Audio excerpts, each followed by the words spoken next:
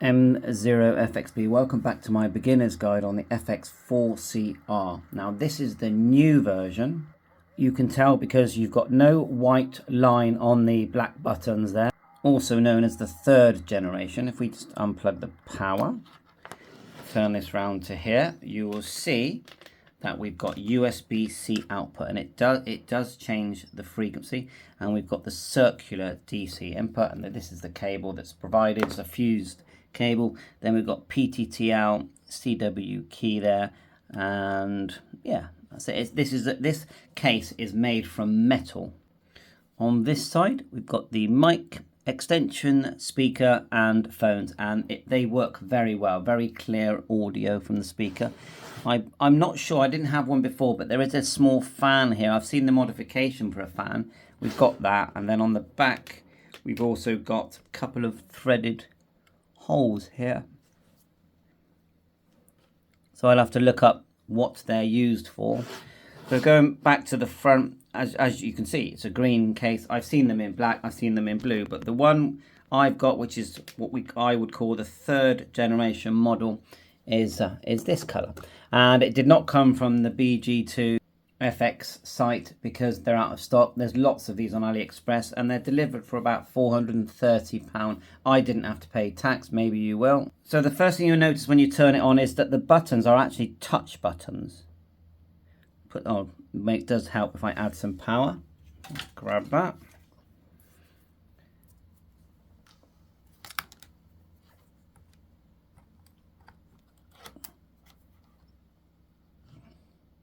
Very quick to boot up, a lot quicker than say the X6-100. Even though the speaker is small, when you turn the volume here, this is the left one.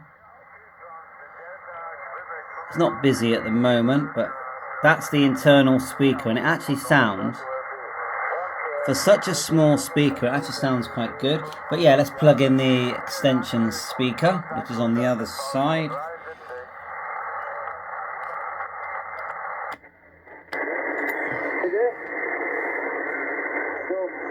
Sounds really good.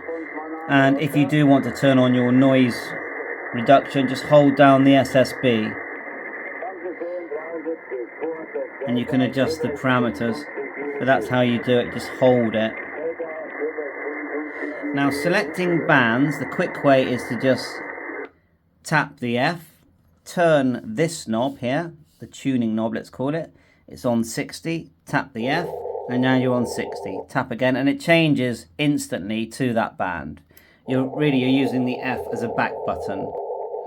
I like 40 meters LSB. There's not a built-in tuner, and there's not it's a 20 watt radio. And out of the box, it does not do 11 meters. Many have asked that one. And I nearly always use the attenuator just by pressing the AF button here. Then you can see the signals a lot clearer. Use that, turning that, and then the frequency, just to change it, just turn this knob here.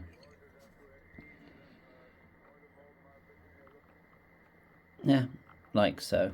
And to change the step, you just press it once. There's a tiny little arrow, and it does time out just here, just above the 5 there, and it changes color. So watch this. So at the moment we're turning where the 5 is.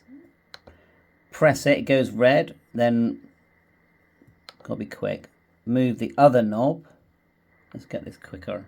Yeah, it's not the other knob, it's the same knob. Press, and then you can, while it's red at the top, you just gotta quickly move move it across. There you are. And now when it press it again, it goes yellow, or it times out, and you can change larger increments. So that's your basic tune button there. Mode, you can just press on the buttons. They are marked SSB, and they do light up lovely, and it looks better at night, but they light up, and they are touch buttons. They're not push, they're touch. Anyway, look at the mode up here. Everything's on screen. You've got VFOB there, LSB, and lots of other parameters. But to change the mode, just tap, and you'll see it starts to change mode. And it's such a small device, it's actually quite hard for me to film this because I've got to try and light it and at the same time touch the buttons.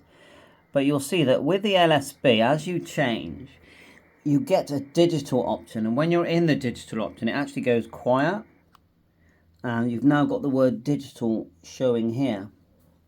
There's also a receive only option on this device where you get more bands. So if we look at the bands now, that's your ham bands, okay? I just pressed F. That's ham bands. If I press and hold the AM FM button, when we come out of that first, and like I said before, the F is like a back button. So we're now in receive only mode. It shows it up here. So in receive only mode, look at all the bands. How cool is that? Then you can back out. And you can hold AM FM down. And you're back to normal ham bands. You tap it, go back into LSB. We're out of digital now. And then you have got AM FM. Just by tapping. See it changing there. AM FM here.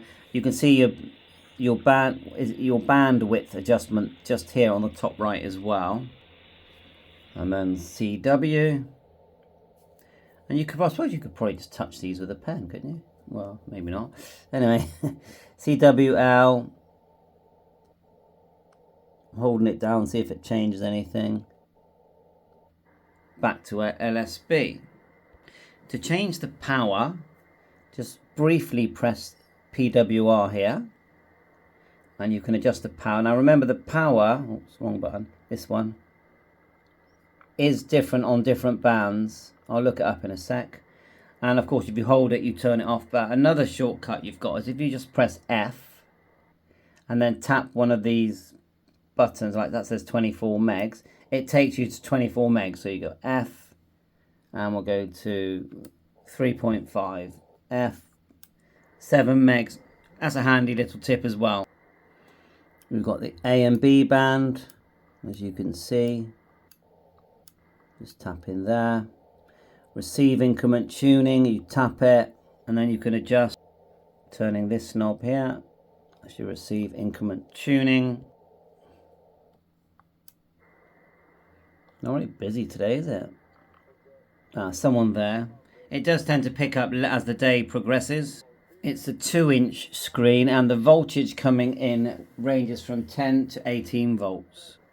And it does come with a hand microphone and it has a TRS connector there, which seems like a nice microphone. It may be more, but it says it has 99 memories. It does have Bluetooth, but as far as I can see, the Bluetooth. Let's do the squelch. Hold down the volume. You got the squelch adjustment there. Press it again.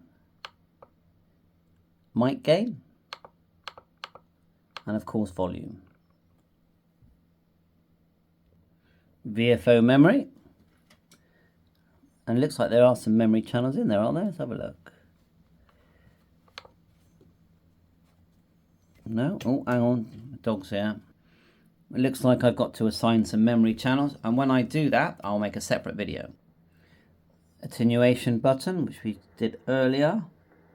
There you go. If you press it and hold it, it says MGC.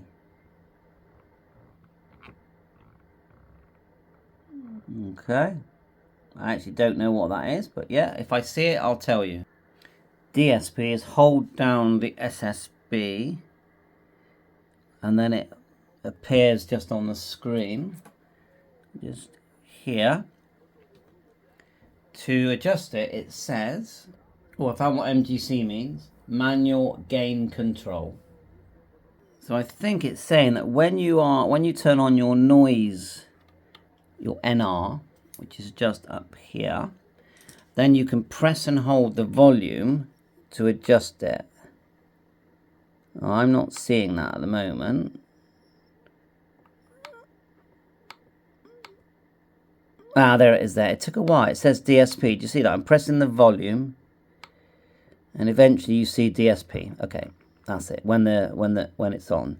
Okay, so that's how you adjust noise reduction. So split mode. So you got A and B here. You need to be in VFO mode. So A and B, look, works well. Now if you hold it, it shows up on the top there, just here, it's quite small, TR. TR means you're in split mode. If you press and hold it again, you come out, okay? I believe.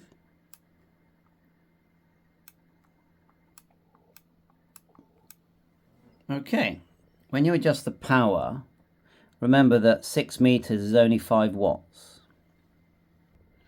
Entering the main menu, if we just tap it, let's turn it up a bit. It should mute it, but it's not. But it says it will mute. And if we press and hold, you've got your list of menu items. And you can just tap and go down through them. So it's quite a long list, but as we go through, it's the IF adjustment and the menu timeout. So hold, and the menu does time out. You can see it counting down.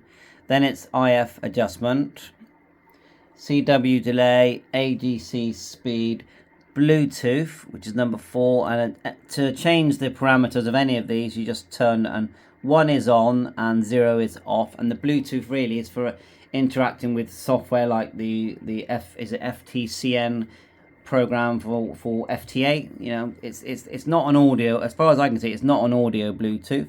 And then when you start, the timeout starts again. You've got RIT, PTT, encode frequency. The tuning step automatically changes depending on the tune rotating speed, so that's handy. Then you've got the TX filter as well, and you've got different bandwidths there from 0.15 to 5.3. Keep going down. TX-AF, which is your compression. LCD backlight. It looks like it's either on or off. I'm not seeing a brightness. Let's just turn it to off. Let's turn it. Oh look. Oh, I get it. Well, I'd rather these buttons were on. So let's hopefully that'll stay on now. ITU region. I'm not seeing that, but the instruction manual does have full instructions for updating the firmware.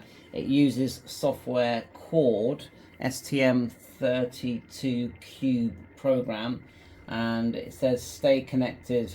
Start by connecting the transceiver and computer in respect of procedure. Press and hold F, power, and then F, keep holding power. Remember not to let go.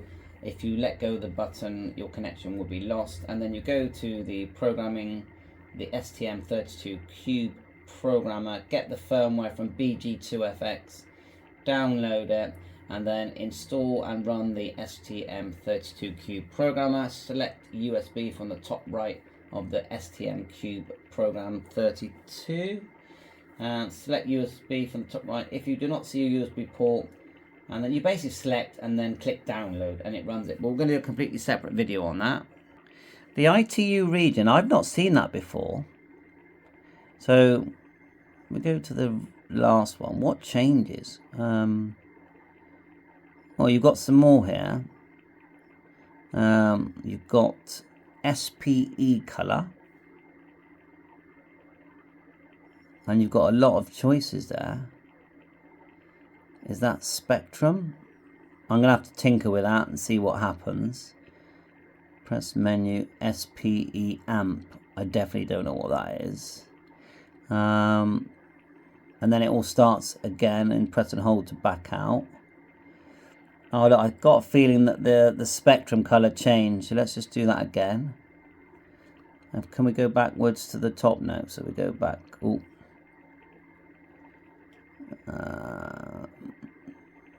There it is there. Let's go to number 3 and back out. Yeah, look, the spectrum line has changed. And so the waterfall, has that changed? It's like a greeny colour now. Let's press and hold. You can go down using the turn knob or just tap. There it is there. Let's do a different one. Let's do 7. It doesn't tell you what the colour is. Back out. I'm not sure if that changed or not, but it could be the amplification of it. Do you know what I mean?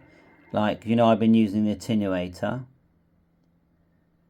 Well, it could be if I just turn that off, hold it down. And then it's like, so it does say amp, so let's turn it right down to 0. No, the lowest it will go is 1, and then back out.